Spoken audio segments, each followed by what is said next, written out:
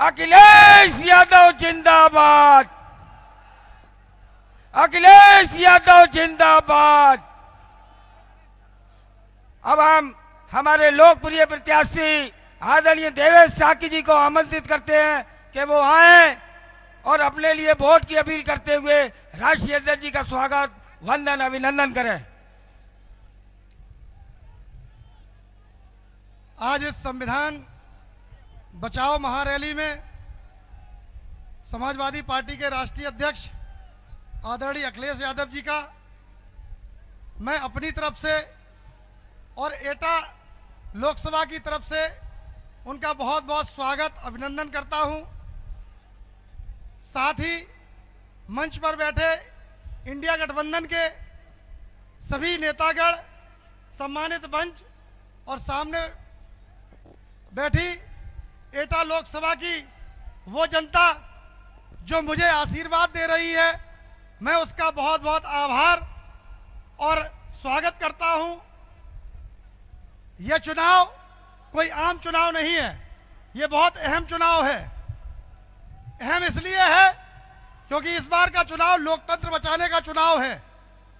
इस लोकतंत्र को बचाने में मुझे ऐसा लगता है कि एटा लोकसभा का एक एक जन इस बार तैयार है कि संविधान की रक्षा करें।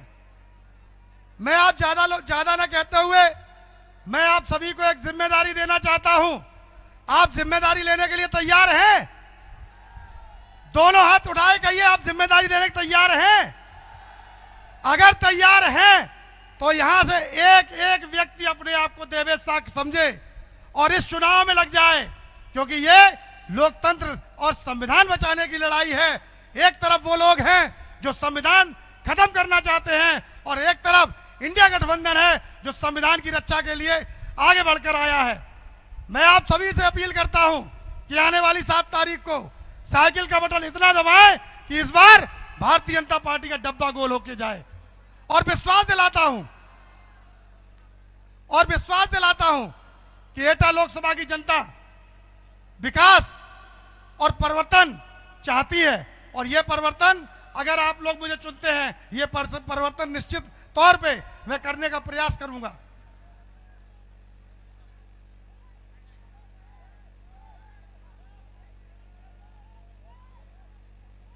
मैं आप सभी लोगों को बताना चाहता हूं कि ये ऊर्जावान कार्यकर्ता ये अपनी ऊर्जा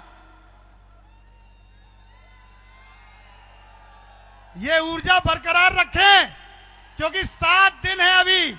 हमें बड़ी मुस्तैदी से एक एक बूथ पे निगाह रखनी है और दिन रात लगकर सर्व समाज के लोगों में जाकर ये बताएं कि इस बार समाजवादी पार्टी के लिए सब लोग मदद करें। मैं इन्हीं बातों के साथ ज्यादा समय न लेता हुआ मैं अपने राष्ट्रीय अध्यक्ष के लिए समय छोड़ता हूं और आप सभी से वोट की अपील करता हूं। सभी लोग आने वाली 7 तारीख को समाजवादी पार्टी के सामने, समाजवादी पार्टी का चुनाव चिन्ह साइकिल के सामने का बटन दबाकर यहां से प्रतिनिधि चुनने का काम करें। और मैं विश्वास दिलाता हूं कि जीतने के बाद 6 महीने के अंदर यहां आवास बनाने का काम करूंगा। बहुत बहुत धन्यवाद। बहुत बहुत धन्यवाद आदरणीय देवेश साकी जी। अब साथियों, हम अपने महबूब नेता समाजवादी पार्टी के राष्ट्रीय अध्यक्ष, उत्तर प्रदेश जैसे सूबे के पूर्व मुख्यमंत्री, नेता विरोधी दल और आने वाली 4 जून को भारत का भाग्य विधाता बनने जा रहे हम सबके नौजवानों के नेता आदरणीय अखिलेश यादव जी को जय जय जय जय जय अखिलेश, जय जय जय जय जय अखिलेश। ये जवानी है कुर्बान, समाजवादी पार्टी जिंदाबाद, नेताजी अमर रहे, नेताजी अमर रहे। आदरणीय राष्ट्रीय अध्यक्ष जी, साउंड उसको चालू करो।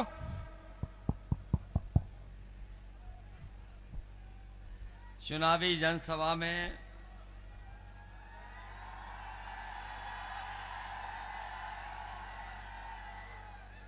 और इस चुनावी जनसभा के हमारे अध्यक्ष रजनीकांत शर्मा जी, एटा जिला के हमारे पार्टी के जिलाध्यक्ष परवेज जुबेरी जी, मंच पर उपस्थित पूर्व सांसद कैलाश यादव जी,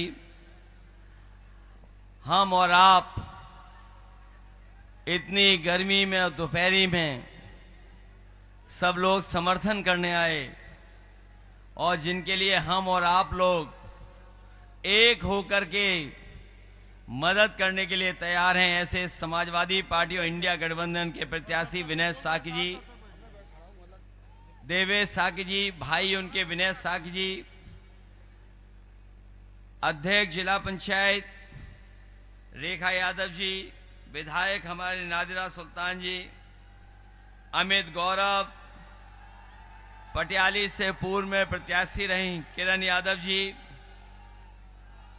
अब्दुल हफीज गांधी जी, भूपेंद्र प्रजापति संचालन कर रहे, अनिल सोलंकी जी, अशरफ हुसैन जी, राम सेवक लोधी, चौप सिंह बघेल जी, विनोद यादव, वीरपाल लोधी जी, पुष्पेंद्र बघेल, मुनेन शाह जी, विनीत परासर जी, जहीर अहमद साहब, हिमालय लोधी जी से लेकर के बहुत सारे समाजवादी नेता मंच पर जो उपस्थित हैं, सभी समाजवादी पार्टी के संगठन के नेता, कांग्रेस पार्टी के सभी पदाधिकारी, आम आदमी पार्टी के सभी पदाधिकारी और हमारे साथ आए पूर्व एमएलसी उदयवीर सिंह जी और इस चुनावी जनसभा में बड़ी संख्या में उपस्थित हमारे आदरणीय बुजुर्ग, माताएं, बहनें, नौजवान साथी, पत्रकार बंधुओं, मैं इस एटा की जनसभा में आए हुए अपने सभी सहयोगी साथियों का और किसान भाइयों का बहुत बहुत धन्यवाद और आभार प्रकट करना चाहता हूं। ये चुनाव जो होने जा रहा है, ये चुनाव न केवल हमारे आपके भविष्य का फैसला करेगा, बल्कि ये चुनाव आने वाली पीढ़ी के भविष्य का भी चुनाव है। कई मौकों पर, कई जगह पर हम लोगों ने ये बात रखी है और कही कई बार कि जिस तरीके से कभी समुद्र मंथन हुआ था, ये 2024 का संविधान मंथन होने जा रहा है। एक तरफ तो वो लोग हैं जो संविधान को खत्म करना चाहते हैं और दूसरी तरफ वो लोग हैं जो संविधान को बचाना चाहते हैं। एक तरफ वो लोग हैं जो संविधान के भक्षक हैं और यहां पर मैं देख रहा हूं इस मैदान में जितने लोग खड़े हैं और इनके सहयोगी साथी वो लोग हैं जो लोग बाबा साहब भीमराव अंबेडकर जी का दिया हुआ संविधान की रक्षा करना चाहते हैं। यहां पर जो जन समर्थन है वो इसके लिए भी है कि समाजवादी पार्टी इंडिया गठबंधन जीते और साथ ही साथ हमारा जो संविधान है वो बचे। संविधान बचेगा तो हमारा लोकतंत्र बचेगा और लोकतंत्र बचेगा तो हमारा आपका एक वोट देने का जो अधिकार है वो बचने का काम होगा। तो बहुत धोखा दिया है बीजेपी के लोगों ने और 10 साल में तो ये सब लोग जान गए हैं कि बीजेपी की हर बात झूठी निकली। इन बीजेपी वालों का हर वादा झूठा निकला। ये वही भारतीय जनता पार्टी के लोग हैं जो 10 साल बाद फिर वोट मांगने आए हैं, जिन्होंने कभी कहा था कि हम किसान की आय दोगुनी कर देंगे, किसान की पैदावार की कीमत देंगे और उन्हें खुशहाल बनाने का काम करेंगे। हमारे किसान भाई हैं और सब गांव से लोग आए हैं। अभी फसल तैयार हुई है। यहां जितने भी खड़े लोग हैं, कोई हमें बता दे, यहां पर किसान भाई और किसान के परिवार के लोग, क्या किसी को गेहूं की कीमत की आय 2 गुनी मिल गई? यही बीजेपी के लोगों ने वादा किया था कि आय 2 गुनी कर देंगे। न आय 2 गुनी की और न सरकार ने कोई ऐसा इंतजाम किया है जहां हमारा किसान जाकर के अपनी फसल की कीमत ले ले। न कीमत दे पा रही है, लेकिन महंगाई कर करके एटा वालों से बहुत पैसा ऐंठा है इन्होंने। इतना पैसा ऐंठ लिया है, महंगाई बढ़ा के जिसकी कल्पना नहीं की जा सकती। महंगाई बढ़ गई 10 साल में, हर चीज की कीमत बढ़ा दी। और हमारे किसान भाई जानते होंगे, लागत बढ़ाई जा रही है लगातार। यहां के हमारे किसान भाइयों को वो समय भी याद होगा जिस समय किसान आंदोलन दिल्ली में चल रहा था। बहुत सारे किसान भाई समर्थन में गए थे और जो पहुंच नहीं पाए थे वो अपनी जगह रह करके समर्थन कर रहे थे। बीजेपी के लोगों ने इस आंदोलन को रोकने के लिए बड़ी बड़ी आरसीसी की दीवार लगा दी, सड़कों पे कीलें ठोक दी, डीजल ट्रैक्टरों को भरने नहीं दिया। लेकिन उसके बावजूद भी देश के किसान वहां इकट्ठा होकर के धरने पर बैठ गए। कई दिनों साल बैठे रहे। अंतोगत्वा सरकार को तीनों काले कानून वापस लेने पड़े, तब किसान घर पहुंचे। किसानों को याद है कि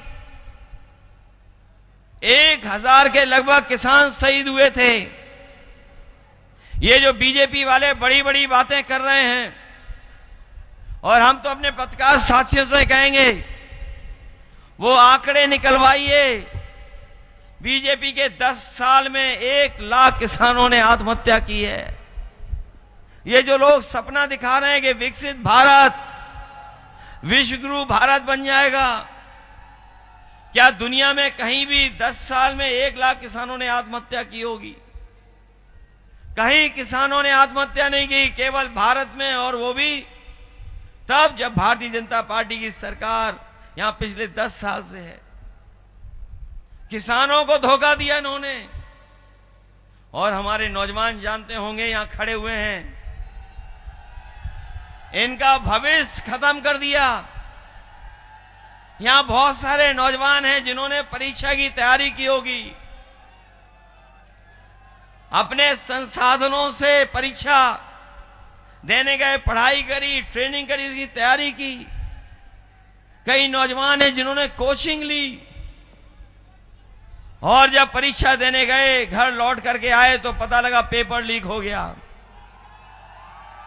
और कोई एक पेपर लीक नहीं हुआ। ये नौजवान जानते होंगे जितनी परीक्षा हुई हैं, उत्तर प्रदेश सरकार की हर परीक्षा का पेपर लीक हो गया। अभी आए थे 2 नंबर वाले नेता, पता नहीं यहां भी सभा करके गए होंगे कि नहीं करके गए, आसपास कहीं करके गए हैं। और लखनऊ वाले तो हर जगह घूम रहे हैं। ये पहली सरकार है जो लीकेज इसका रुक ही नहीं पा रहा है। बताओ पेपर लीक हुए कि नहीं हुए? और अभी जब भर्ती गए थे नौजवान, पुलिस की भर्ती देखने गए थे, 60 लाखों लाख बच्चों ने पर्चा भरा। जब घर लौट करके आए, घर बैठ गए, तो पता लगा ये पुलिस की भर्ती का भी पेपर लीक हो गया। लाखों नौजवान ऐसे ही रह गया। मैं अपने नौजवानों से कहना चाहता हूं, ये सरकार नौकरी नहीं देना चाहती है, इसलिए पेपर लीक करा रही है। और जब पहला पेपर लीक हुआ था तभी पकड़े गए होते तो शायद इतने पेपर लीक नहीं होते। पेपर लीक के कारण उत्तर प्रदेश में 60 लाख नौजवानों का इन्होंने भविष्य छीन लिया, उनको नौकरी नहीं दी है जिन्होंने परीक्षा लिखी थी। अगर हम 60 लाख ही नाराज हैं सरकार से और उनके परिवार के 2 लोग और जोड़ दें, मां बाप, तो अगर एक परिवार में तीन लोगों का वोट इनके खिलाफ चला गया तो बताओ 60 लाख का गुणा अगर हमने कर दिया 3 से तो 1 करोड़ 80 लाख होता है। और 1 करोड़ 80 लाख का भाग अगर हम 80 लोकसभाओं से दे दें तो हर लोकसभा में 2,25,000 वोट कम हो गया। बताओ कम हो गया कि नहीं हो गया? और जब से देवेश साकी जी प्रत्याशी बन गए तब से बीजेपी वालों को नींद नहीं आ रही है। एटा के बेटों ने इस बार कमाल करके दिखा दिया है कि बीजेपी के होश उड़ा दिए इस बार।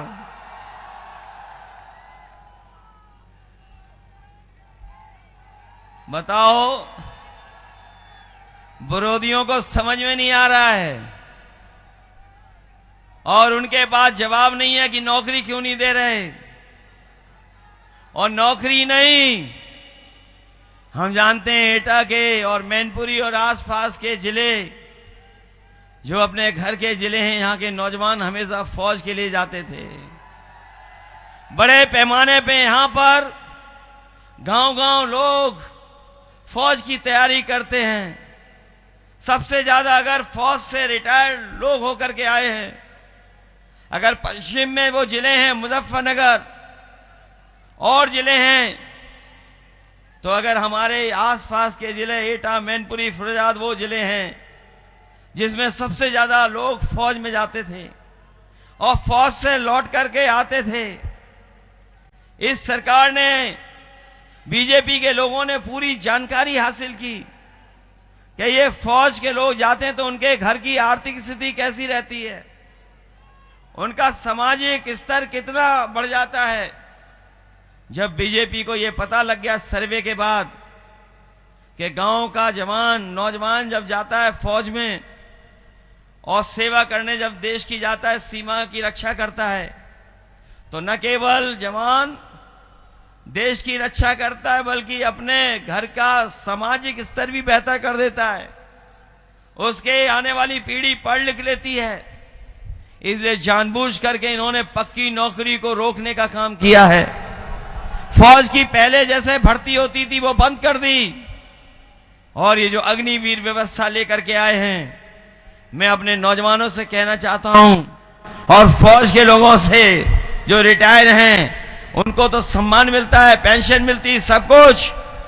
इंडिया गठबंधन की सरकार बनेगी तो ये अग्निवीर जैसी नौकरी समाप्त कर करके पहले जैसी भर्ती शुरू कराने का काम करेंगे। ये बीजेपी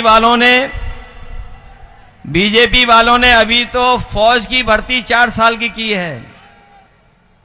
ये दोबारा सरकार में आ गए तो ये जो खाकी वाले घूम रहे हैं, कभी कभी गुस्सा दिखाते हैं, इनकी भी नौकरी 3 साल की हो जाएगी और जब ये 3 साल बाद वापस आएंगे तो हमारे आपके साथी यहीं घूम रहे होंगे।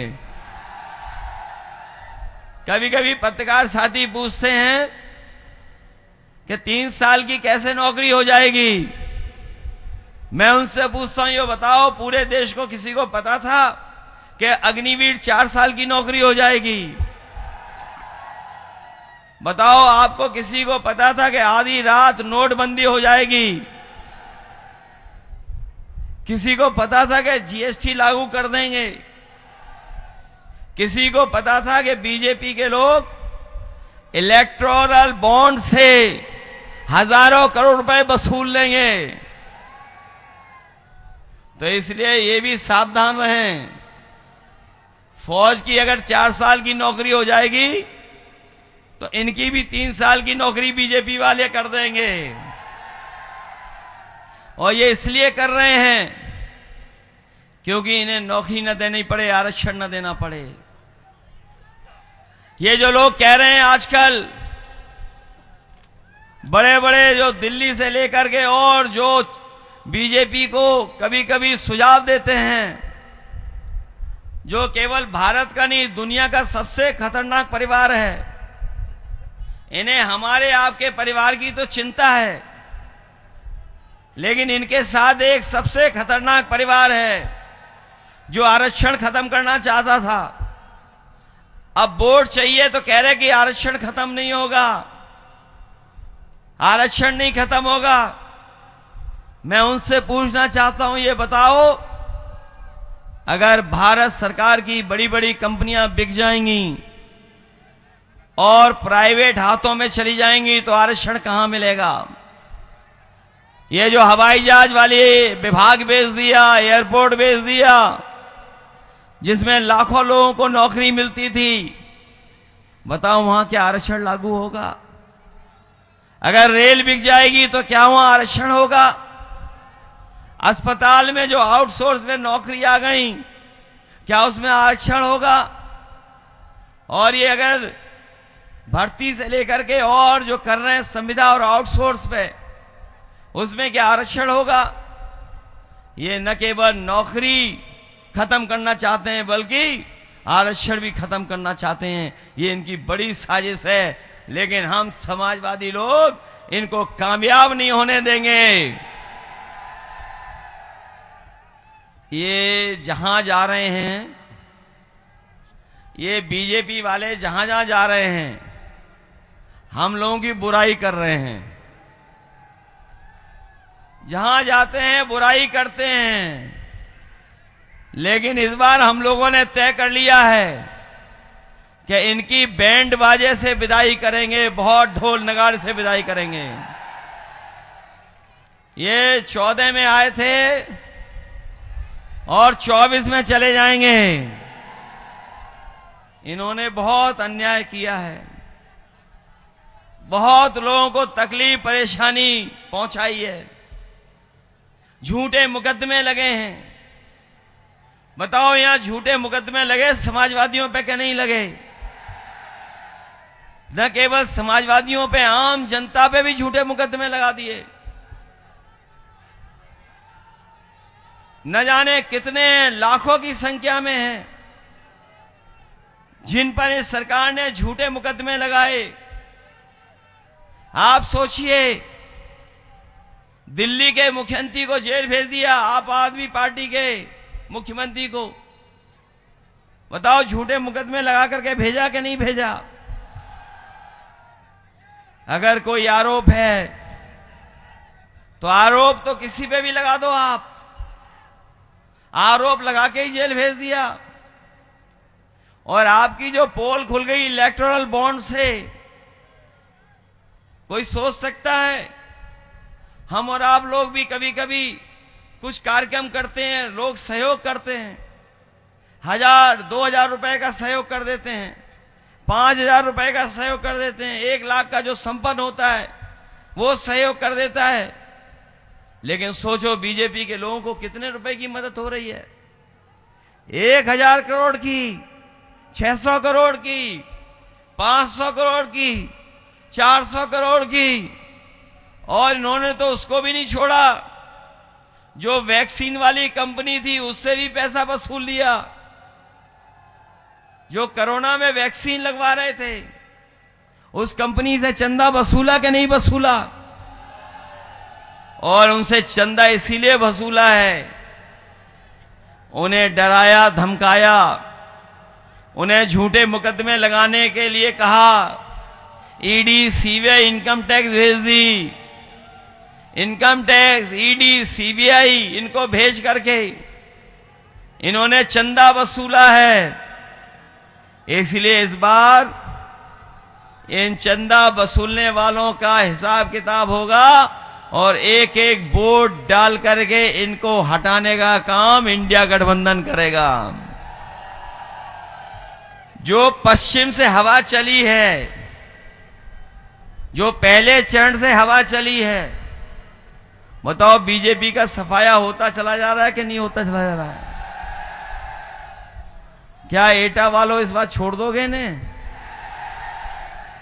10 साल, ये जो 10 साल से लोग सरकार में हैं, केवल एक सरकार का हिसाब किताब इनसे नहीं मांगना है, दिल्ली वालों के 10 साल का हिसाब किताब और 7 साल उत्तर प्रदेश की सरकार का हिसाब किताब। बताओ 17 साल में एटा को क्या दिया इन्होंने, बता दो हमें। एटा वालों की जेब से ऐंठ लिए होंगे पैसे। बताओ पैसे इन्होंने ऐंठे कि नहीं ऐंठे? जो समाजवादियों ने एम्बुलेंस बनाई थी वो भी खराब कर दी इन्होंने। गांव-गांव गरीबों की मदद करती थी एम्बुलेंस। एम्बुलेंस इसलिए व्यवस्था की थी कि गरीब के परिवार में अगर कोई बीमार हो जाए तो फोन करे, अस्पताल पहुंच करके उसका इलाज हो जाए। इन्होंने न केवल एम्बुलेंस खराब की है, बल्कि अस्पताल में किसी गरीब को इलाज नहीं मिल पा रहा है। बताएं ये बीजेपी वाले कहीं एक जिला अस्पताल बनाया हो जहां पर गरीबों को इलाज मिल पा रहा हो। हमारा गरीब अगर बीमार हो जाए तो भागता है बड़े शहरों की तरफ। आगरा में जाकर के लूट होती है उसके साथ। दवाई, इलाज सब कुछ महंगा कर दिया। और ये 100 नंबर दी थी पुलिस को, जिसको 112 कर दिया। बताओ 112 बनने के बाद वसूली हो रही ज्यादा कि नहीं? बिजली का बिल ज्यादा देना पड़ रहा, मीटर लग गया सब जगह। और अभी तक इन्होंने बिजली लगाने का कोई कारखाना शुरू नहीं कर पाए। ये कारखाने के बारे में बोलते ही नहीं हैं। इनकी आंखों को पता नहीं क्या हो गया।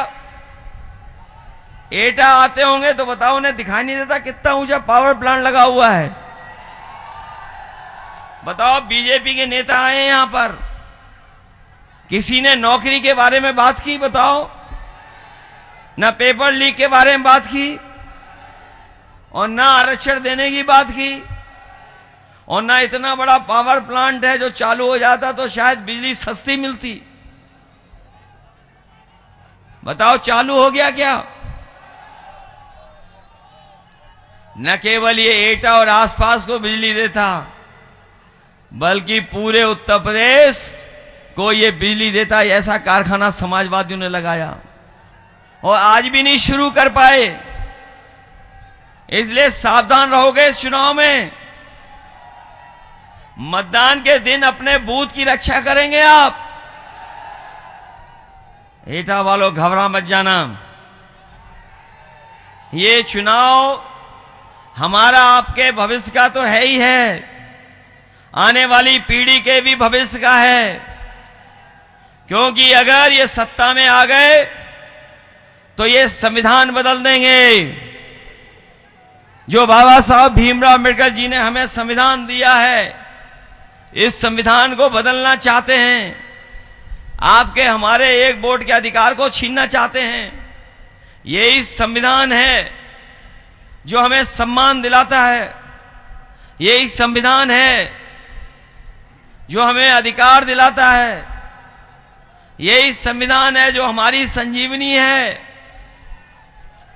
इसलिए लोकतंत्र को बचाने के लिए, आपको संविधान बचाने के लिए एक एक वोट समाजवादी पार्टी के पक्ष में डालने का काम करना, साइकिल चुनाव चिन्ह पे डालने का काम करना। और जब ये बड़े बड़े उद्योगपतियों का कर्ज माफ कर रहे हैं, 16 लाख करोड़ रुपया इन्होंने माफ किया बड़े बड़े उद्योगपतियों का। और जब इन्होंने नियम बनाया तो नियम ये बनाया कि 5 करोड़ रुपए से ऊपर जिन्होंने बैंकों से कर्ज लिया उन्हीं का माफ करेंगे। 16 लाख करोड़ रुपए माफ किया इन्होंने। हम अपने किसान भाइयों कह के जा रहे हैं कि आपका पूरा का पूरा कर्ज माफ होगा दिल्ली की सरकार बनने पर। इंडिया गठबंधन पूरे के पूरा किसानों का कर्ज माफ करेंगे और अपने नौजवानों को जितनी भी नौकरियां खाली हैं जितनी भी नौकरियां खाली हैं, लाखों लाख नौकरियां, 30 लाख से ज्यादा खाली हैं, उन नौकरियों को भरेंगे और फौज, पैरामिलिट्री और भर्तियां बड़े पैमाने पर कराई जाएंगी, जिससे हमारे नौजवानों को नौकरी करने का मौका मिल जाए। ये बीजेपी वाले नकलची लोग हैं। जब इन्हें वोट चाहिए था तो राशन दे रहे थे, रिफाइन तेल दे रहे थे, नमक दे रहे थे और चने की दाल दे रहे थे, चना भी दे रहे थे। सरकार बना ली तो बताओ क्या मिल रहा है अब? इसलिए ये जो राशन दे रहे हैं ये बिल्कुल थर्ड क्लास दे रहे हैं।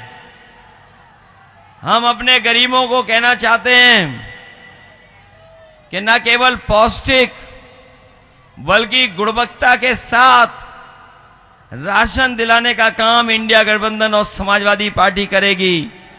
और जिस तरीके से संपन्न लोग बड़े बड़े शहरों में पैकेज्ड आटा खा रहे हैं, स्वादिष्ट और पौष्टिक, अगर हम लोगों की सरकार बनेगी तो पौष्टिक आटा के साथ साथ आपका डाटा भी फ्री देने का काम होगा। और डाटा इसलिए फ्री देना चाहते हैं कि आज हर जानकारी, आज हर जरूरत की चीज, सरकार से लेकर के और चीजों को सब हम लोग अपने मोबाइल के माध्यम से, इंटरनेट के माध्यम से देख सकते हैं, कर सकते हैं और मदद ले सकते हैं। इसलिए स्वास्थ्य के लिए तो आटा और राशन बेहतर गुणवत्ता के साथ और अपने लोगों को जोड़ने के लिए, उनकी मदद के लिए डाटा फ्री देने का काम करेंगे। हम लोग जानते हैं न केवल आम लोग असुरक्षित हैं बल्कि हमारे खेत भी सुरक्षित नहीं बचे। खेत की किसान खुद सुरक्षा कर रहा है और हम पत्रकार साथियों से कहेंगे, अभी जो बजट आया था उसमें मुख्यमंत्री जी ने एक योजना चलाने के लिए बजट रखा था 50 करोड़। मुख्यमंत्री जी ने खेतों की रक्षा के लिए मुख्यमंत्री खेत रक्षा योजना चालू की थी। अरे मुख्यमंत्री खेत रक्षा, मुख्यमंत्री से रक्षा नहीं करना खेत। हम और आप जानते हैं खेत को किससे बचाना है, किससे रक्षा करनी है। तो कम से कम वहां पर उसका नाम तो लिख देते।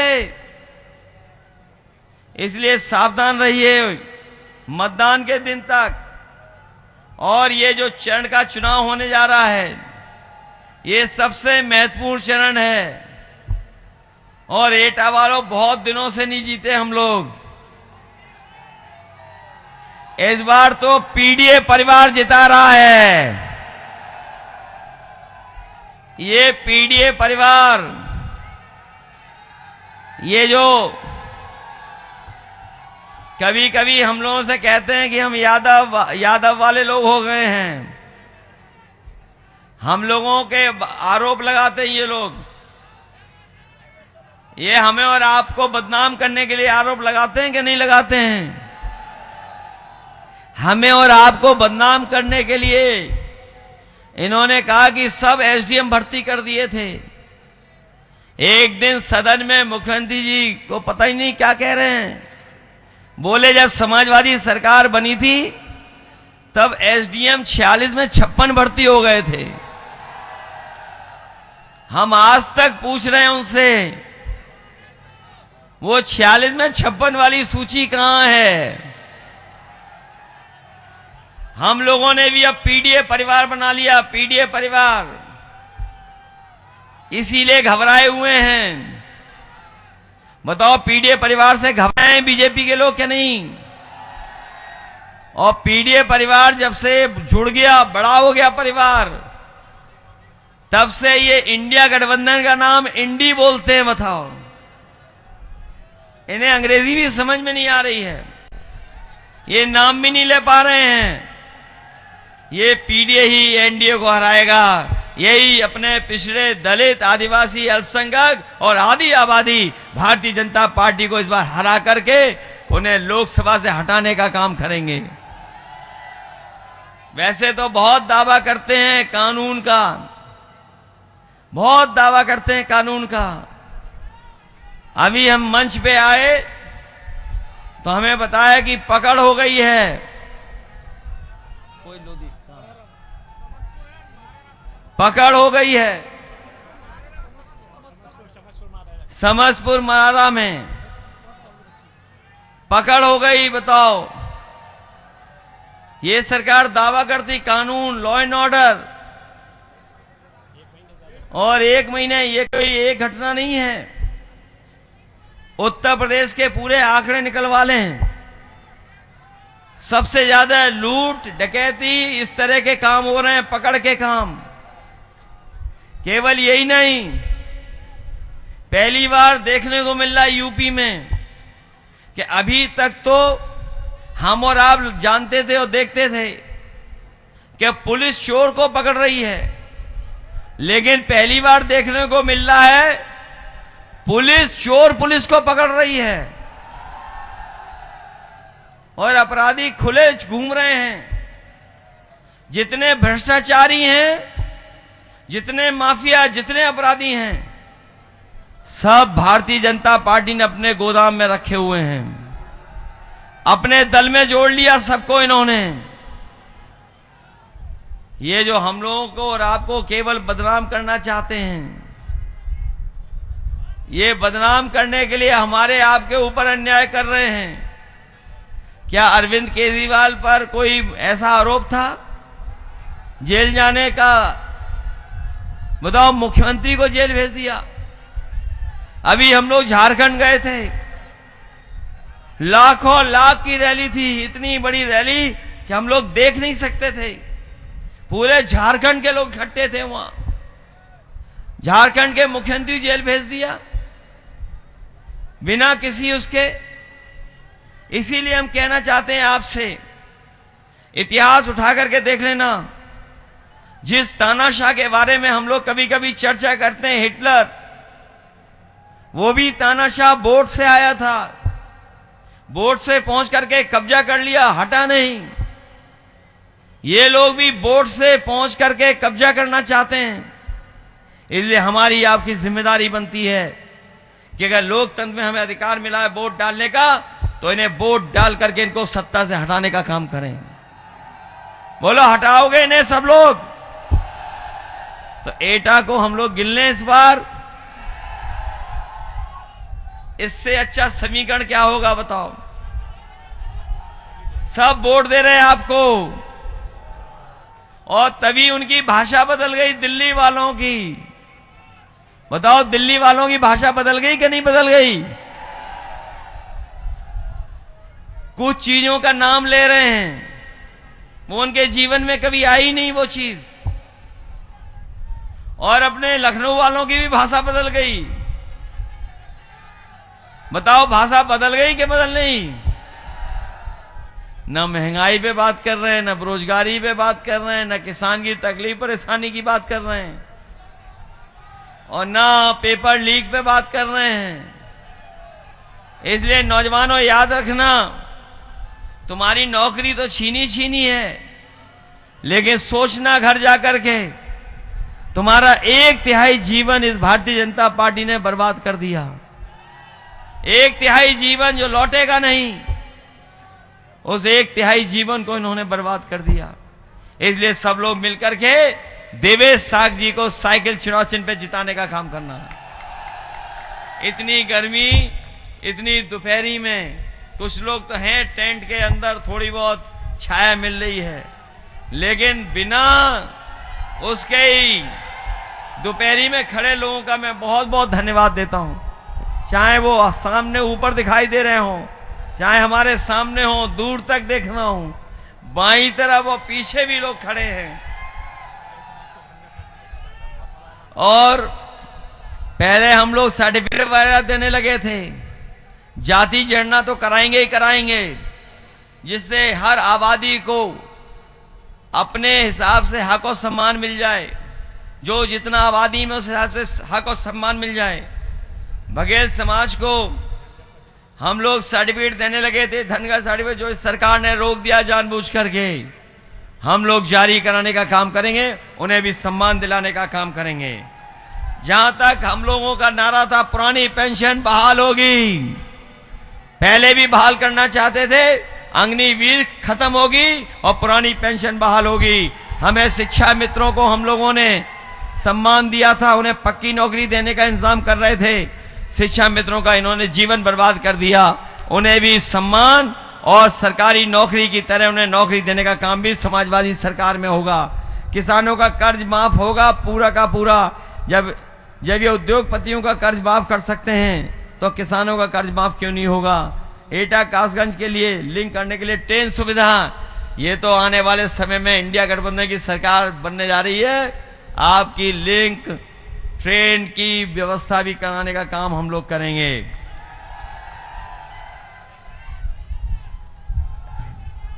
और अगर हमें एटा को सीधे आगरा लखनऊ एक्सप्रेसवे से जोड़ना पड़ेगा तो वो भी जुड़वा करके सीधा सीधा लखनऊ और पीछे दिल्ली पहुंचाने का काम करेंगे। जहां हम एटा आप लोगों से सहयोग मदद मांगने आए हैं, वहीं बगल में भी ख्याल रखना मैनपुरी का। मैनपुरी तो याद है, और इधर सब हम लोग ही लड़ रहे हैं चुनाव। मैनपुरी तो नहीं भूल जाओगे आप लोग। और फरक्काबाद में भी लड़ रहे हैं, डॉक्टर नवल किशोर साहब के, इसलिए उनकी भी मदद करना, सब लोग मदद कर देना और जिता देना। यही आपसे अपील, यही निवेदन में करना है। बहुत बहुत धन्यवाद आप सबका।